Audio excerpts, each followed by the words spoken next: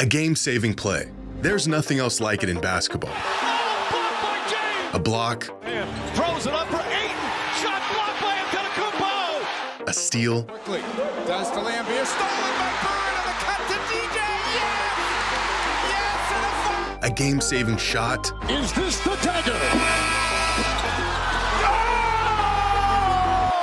But have you ever seen a life-saving play?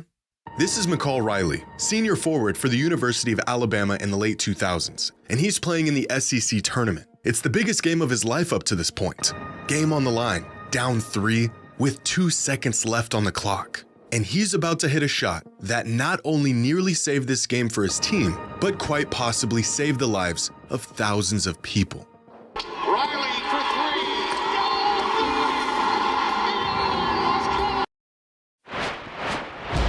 We're hearing some rumbling behind us. The building is rocking a bit. Situations like this, domed stadium is the best possible place that you could be. I hope you're right.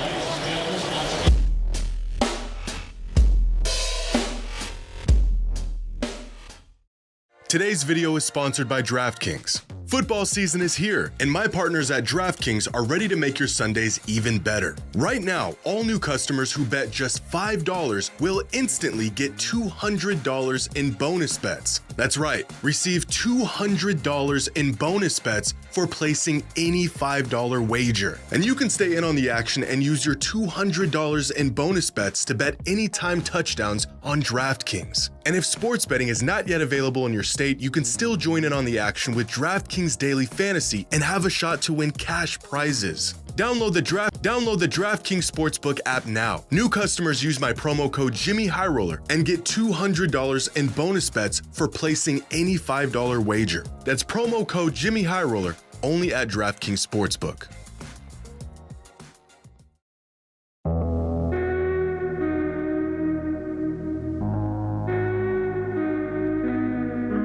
It's March 14th, 2008. It's day 2 of the SEC basketball tournament, and Mississippi State is up on Alabama by 3 points, 59-56. There's 2 seconds left on the clock. Alabama's got to make something happen. With their season 3 points away from being over, Alabama draws up a play for this guy right here, our friend McCall Riley. Now, McCall was a great player, second leading scorer on this Alabama squad, but on this particular night, he was hot and cold the entire game. He got off to a slow start, but piled up 13 points in the final 12 minutes of the first half, followed up by a handful of misses and 0 points in the entire second half.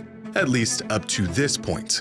This was McCall's last chance at this. He was a senior. His team was on the brink of elimination. His number was being called, and he answered. Riley for 3.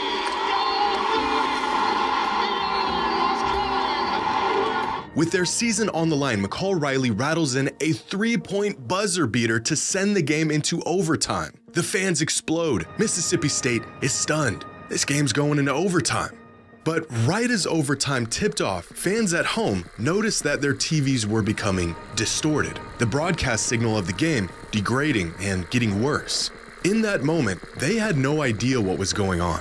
But while something special was unfolding on the court, devastation was about to unfold just outside of it. As overtime gets underway, there's an emergency report that a massive storm was building up just west of the Georgia Dome where the game was being played. Within a few minutes, the storm had developed into an EF2 tornado with winds of up to 130 miles per hour. At first, fans and players within the arena were unaware of what was going on outside. But very quickly, the situation became apparent to everyone.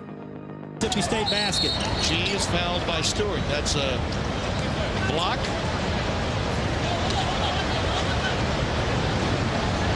And we're hearing some rumbling behind us. There's some concern. The building is rocking a bit. The storm becoming so strong that it shook the arena and ripped through panels on the roof. Fans in attendance that night said it sounded like a freight train was ripping through the roof of the arena. Ben Hansborough, Mississippi State guard and brother of former Tar Heel and NBA player Tyler Hansborough, said he thought he was hearing a tornado or a terrorist attack. which is quite an odd combination of guesses, but the man didn't know what was going on, cut him some slack. Officials had to stop the game as the tornado ripped past the arena and the surrounding downtown area. Fans quickly began to head for the doors, but the arena staff told them they needed to stay inside, because outside it was far too dangerous to even try to get out of the building. And within a few minutes, the tornado had passed through, causing more damage than the staff and engineers on site had initially thought. It wasn't until later that weather services were able to track the path of the tornado and its destruction, where they came to the bleak realization that this tornado came within just 100 yards of the arena, wiping out everything in its path downtown and causing $500 million in damage. The worst realization came a couple days after, when a body was found amongst the debris of the tornado, proving that this was a fatal event.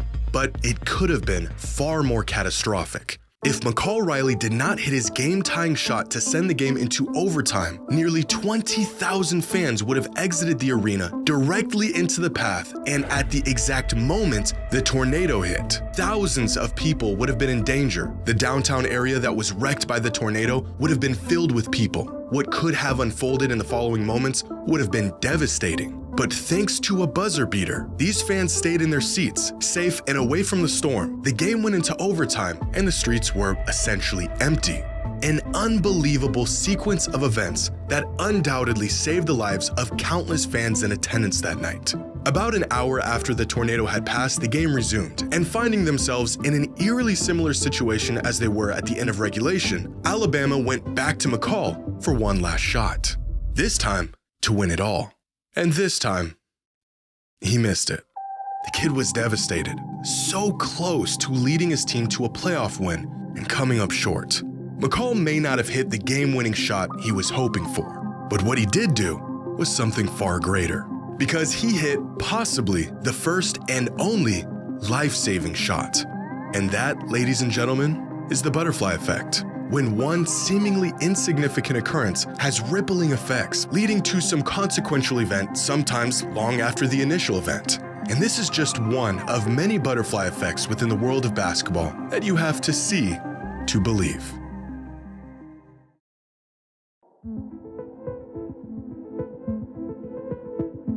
Nearly 5,000 miles away from the US, Serbia has grown to become a hotspot for basketball talent. Despite their love for soccer and relatively small population, their influence over the basketball world has been a remarkable feat over the last few decades. And among the countless young Serbian hopefuls looking to make a name for themselves in hoops, it would eventually be Darko Milicic, a player who didn't leave much of an impact on the court, who would inadvertently alter the story of basketball forever. Not by himself, but through a young kid who had no plans of even playing the sport. Back in 2006, Darko Milicic was beginning his 4th season in the NBA, and by this point, he had already been labeled as a huge draft bust. He had fallen out of the rotation in Detroit. The hype of him being a generational prospect had long wore off. And, well, it didn't help that the multiple future Hall of Famers chosen after him in the draft were blossoming well ahead of schedule. On the court, he wasn't really able to offer the Pistons much at the time. But off the court, Darko had the opportunity to offer a fellow Serbian everything. That same year, Jay Smith, assistant coach of the University of Detroit Mercy, was looking for players to fill his roster. One of the players he had his sights on was a 6'6" forward out of Serbia named Nemanja. Smith offered the kid a scholarship, but moving across the world to play basketball in the US was a massive leap for the young prospect. He could take the scholarship and make the move, or he could stay in Europe and take a shot at a career in professional basketball. Uncertain about what decision he should make, Nemanja got in touch with a friend and fellow Serbian-born player who had already made a similar transition from his home country to play basketball in the States, Darko Milicic. Now, Milicic not only assured Nemanja that he should take the opportunity, he also took him into his home and gave him time to acclimate to American life without being on his own. And over the course of that season, their friendship grew. Nemanja would go to Pistons games, throw parties at Darko's house, and even had access to the resources Darko had gained in his time in the NBA. Darko had created an entry point to American basketball for Nemanja that otherwise wouldn't have existed. Unbeknownst to him, nearly a decade later, his generosity would aid another young Serbian prospect with his journey to the US. After finishing his college career, Nemanja played one season in the Premier Basketball League in the US before moving back home to play professionally in Serbia, where he played his last season in 2012. A relatively unremarkable career to most fans, but one that sparked inspiration in his younger brother, Nikola. Growing up, Nikola Jokic was always interested in basketball, but it was never really his calling. As we all know now, horses and horse racing are where his true passion lies. By the time Nikola had become a teenager, he was competing at the amateur level in horse racing, pursuing the sport as more than just a hobby. In interviews, Nikola has stated that growing up, racing was always a priority over basketball. Until he witnessed his brother's journey, his transition to the US, the connections he made, and the level he had reached in the sport, that for the first time, making a career out of basketball materialized into a possibility for a young Nikola Jokic. And so at 14 years old, Nikola made the decision to forego any aspirations of becoming a horse racer and put all of his efforts into basketball. Now 15 years, 3 MVPs, and an NBA championship later, turns out that was probably the right decision. If it wasn't for Darko opening his doors for an old friend from Serbia, Nikola's brother may have opted out of college in the States. He may have stayed home and pursued other interests, as his only real tangible avenue post-high school was at Detroit Mercy. He would have never made the difficult transition to America. His collegiate and pro career in hoops may have never happened. The inspiration he gave to his younger brother would have gone in a completely different direction, and we may have never gotten one of the greatest basketball players of all time. Leading up to the time he was drafted, and even recently, Darko has given words of wisdom, encouragement, and advice to Nikola Jokic, continuing to be a valuable friend to the Jokic family long after he helped Nemanja nearly 2 decades ago. After 10 years in the NBA, Darko Milicic retired a champion with 10 solid seasons to his name. He never shook the label as being the guy that shouldn't have been drafted 2nd overall in one of the greatest draft classes ever, and although he never gave fans quite what they were expecting coming into the league, he gave us something a whole lot better. One of the greatest players to ever touch a basketball.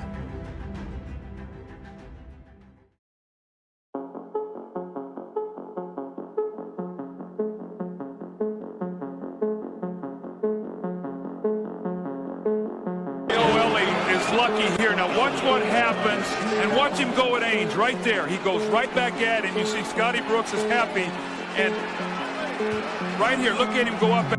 This is Mario Elie, former guard for the Houston Rockets, and he's on path to winning his first NBA championship. This is Danny Ainge, and he's not happy about it. But this second-round matchup between the Rockets and the Suns in the 1994 playoffs was heated right from the jump. Coming off a finals appearance in the previous season, the Suns were being pushed to the brink by a tough, up-and-coming Rockets team. The Suns took the first 2 games of the series, but in Game 3, Houston completely blitzed them in a 16-point blowout. But in the midst of these games, a smaller battle was taking place between Mario Elie and Danny Ainge. Tensions were building as the play got more and more physical, neither of them willing to budge, leading to this moment towards the end of Game 3, an exclamation point on a blowout win. This was Mario's 3rd bucket of the entire game, and yet that didn't stop him from letting Ainge hear every single detail about it. But with the Rockets up double digits and time winding down, this game was far too out of reach for Ainge and the Suns to change the outcome.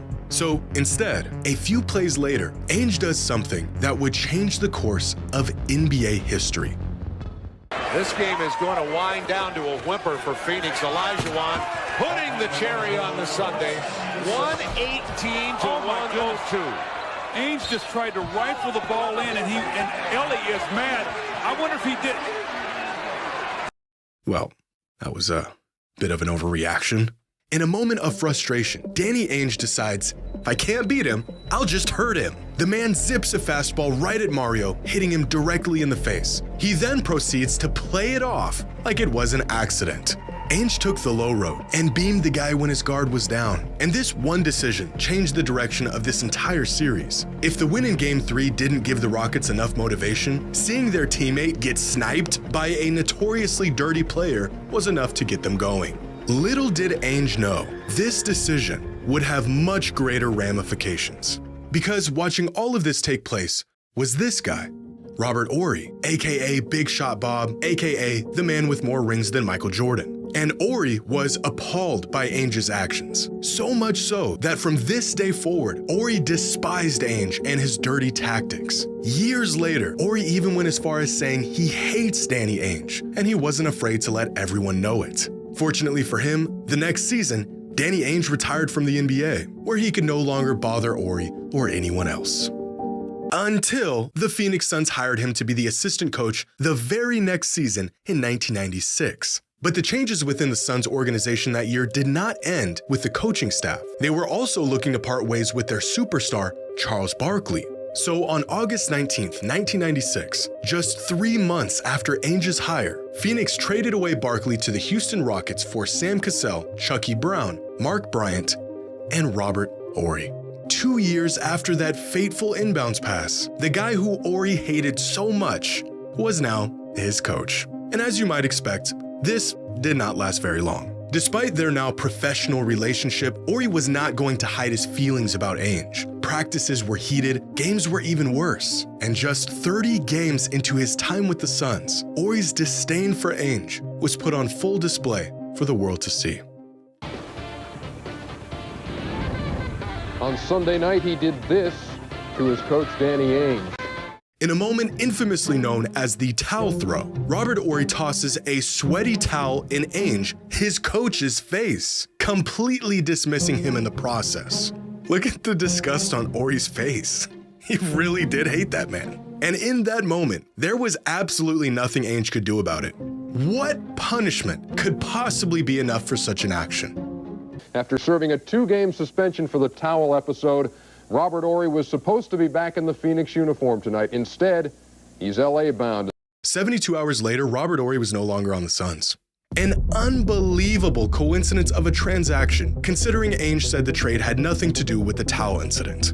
The team Horry was traded to? A young, rising team in the Los Angeles Lakers, who signed Shaquille O'Neal and drafted Kobe Bryant just 6 months prior. And it was in LA where Horry would grow his legend as one of the biggest clutch shot makers in NBA history. Shots that were the deciding factor in championships, and plays that solidified the legacies of both Shaq and Kobe during their three-peat.